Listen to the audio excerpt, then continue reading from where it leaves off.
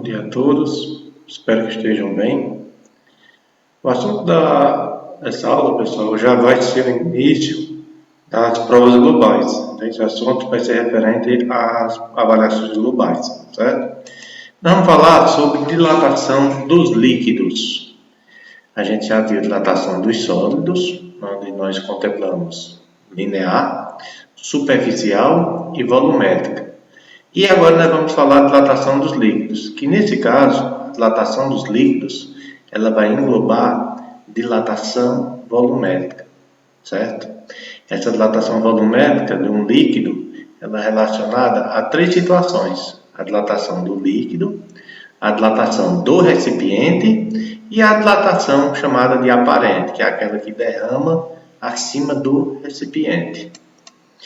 Muito bem, nós temos o seguinte: ao aquecermos um recipiente completamente cheio de determinado líquido, certa quantia desse líquido transborda. Essa quantia é exatamente igual ao volume do líquido dilatado, é maior ou menor. Então, se a gente imaginar, eu tenho aqui uma pequena chama aquecendo um líquido, e ele tem um volume inicial do recipiente e do líquido, estão todos os dois do mesmo nível. Da forma como está aqui, pessoal, na hora que aquece, as partículas do líquido, certo? Elas vão se agitar mais e, consequentemente, ela vai derramar acima do recipiente. Vale lembrar que o próprio recipiente também dilata, só que ele dilata uma quantidade mínima, praticamente mínima possível. E o líquido é o que vai chamar a atenção, porque o que vai extravasar é justamente o que foi dado na hora do aquecimento. Porque antes de aquecer, nós temos o líquido. Quando eu aqueço esse líquido, eu vou ter uma parte dele extravasando, ou seja, derramando.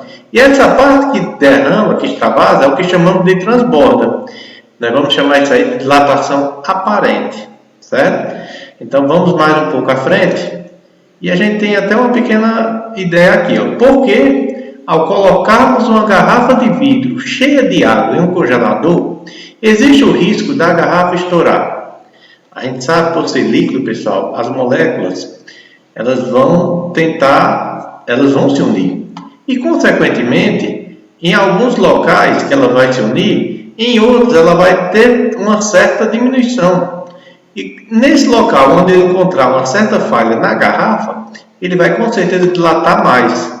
Então, se ele dilata um pouco mais esse líquido, ele vai tentar derramar, que é justamente o líquido extravasado, ou que transborda. E o risco é grande mesmo de estourar, porque ela não suporta, a garrafa não suporta a dilatação do líquido. Consequentemente, o líquido dilata mais do que o recipiente e acaba jogando fora uma parte dele. Só para vocês terem uma ideia, nós temos aqui as relações. Eu tenho os coeficientes de dilatação volumétrica de um gás.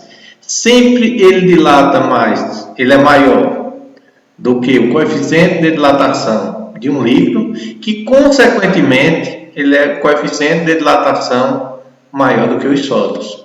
Na mesma relação, então a variação volumétrica de um gás ela é maior do que a variação volumétrica de um líquido, que consequentemente vai ser maior do que o sólido. Então, só uma relação interessante: os gases eles dilatam sempre mais do que os líquidos, e os líquidos dilatam mais do que os sólidos.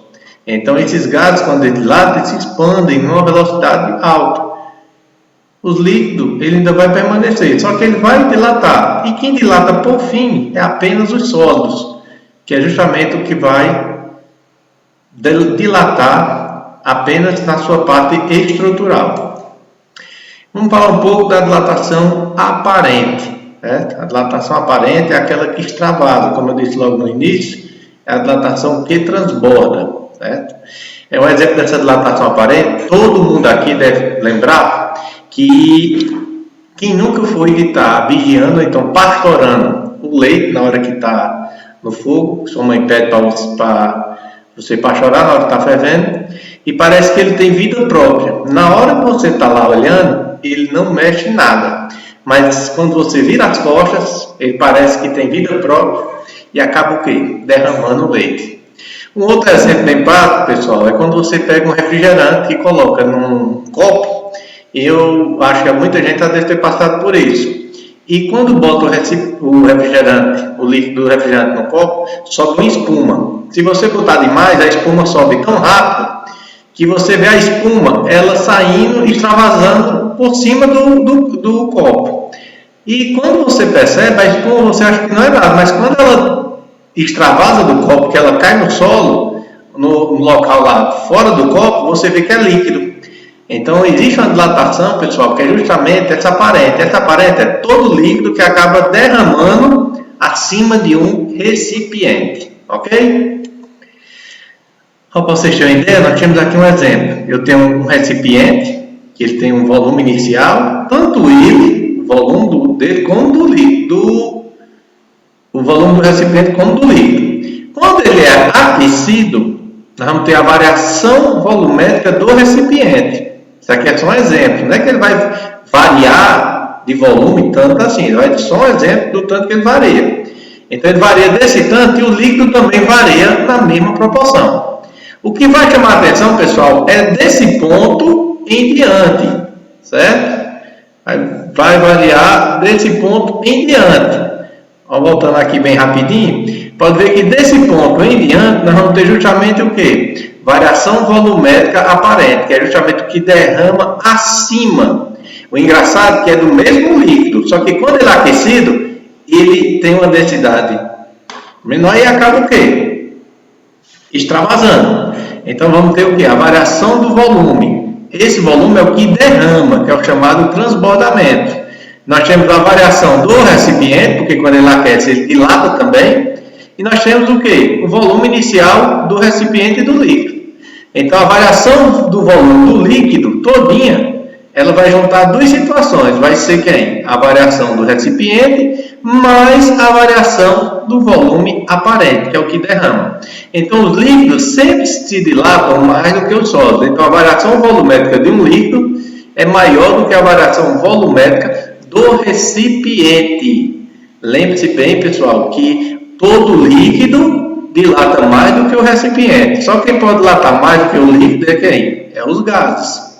Então, isso aqui é uma analogia ao que eu disse, no negócio do copo de um refrigerante. Um exemplo, um copo de Coca-Cola. Você bota aquela espuma. Se você botar demais, uma parte dela derrama. Você vê a espuma, então isso aqui não é Coca não. Mas quando cai no solo aqui embaixo, você vê que é líquido. Então, aquilo que derrama chama variação volumétrica aparente. É justamente a parte que acaba dilatando rápido demais e acaba transbordando acima do recipiente. Ok? Muito bem. Um exemplo aqui, ó. Nós temos aqui o líquido dentro do recipiente. Quando ele sofre uma variação de temperatura, o recipiente sobe, o líquido também. Só que como o recipiente